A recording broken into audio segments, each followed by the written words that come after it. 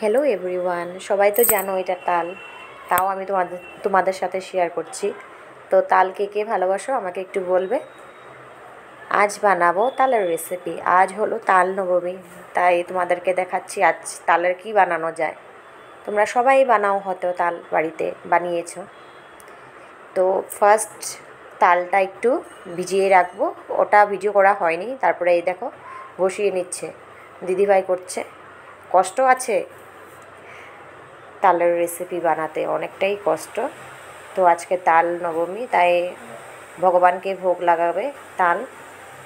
তো তালের বড়া বানানো যায়, ক্ষীর বানানো যায়, তালের পায়েস, তালের মালপোয়া, সব কিছুই বানানো যায়। তো আমি এখন বানাচ্ছি আমার দিদিভাই তালের বড়া। এই দেখো কি ভালো লাগছে না দেখতে, একদম ফুলে ফুলে উঠছে, খুব সুন্দর টেস্টি হয়, খেতে অনেক ভালো লাগে। এই হলো তালের ক্ষীর, আর এই দেখো তালের বড়া। যদি ভালো লাগে আমার ভিডিওটা একটু লাইক কমেন্ট করে দিও। Thank you for watching.